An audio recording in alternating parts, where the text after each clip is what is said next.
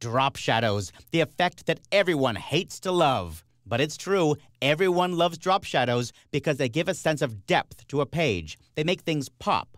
Let's see how you can make drop shadows in InDesign. I'm going to select this image here, this photographer, and I'm going to put a drop shadow behind him. You can apply a drop shadow to any object on your page. Images, text, lines, doesn't matter. In this case, I'm going to do it to a graphic. You can apply a drop shadow in one click by going up to the control panel and clicking on this little drop shadow button. But when you do that, you almost always get a clunky, yucky shadow. I don't like doing it that way. I want to have more control over my drop shadow. So I'm going to turn that off, and instead I'm going to go over just a little bit to the Effects pop-up menu. Here I can choose Drop Shadow, and that's going to open a dialog box that gives me a lot of control. I can get to the same dialog box in the Effects panel down here at the bottom.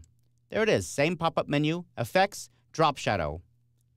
Now inside the Effects dialog box, I have a lot of control over exactly where this drop shadow sits and how it looks.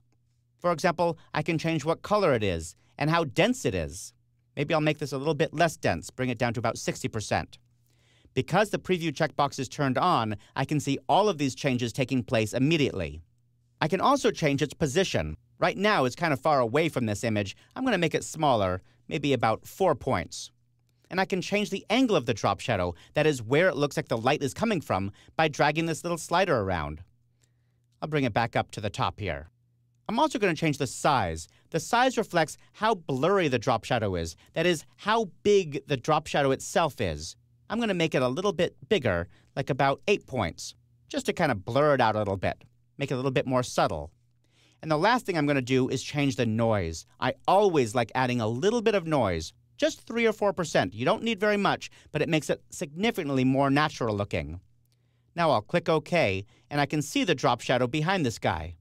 Now I know that drop shadow is there, not just because I can see it behind this guy, but because there's an effects icon over here in the effects panel.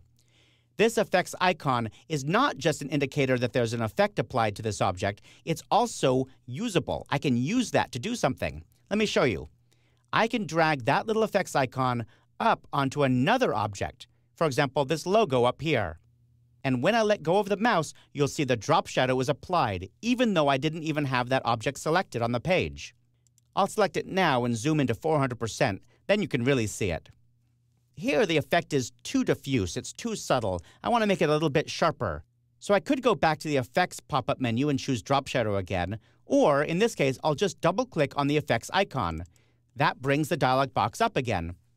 Now I'm just changing this object, whichever object on the page is selected. I'm going to make this a little bit darker, and I'm going to make the distance a little bit closer. I'm just tabbing from one field to the next, by the way. And I'm going to make the size smaller. Let's say 3 points.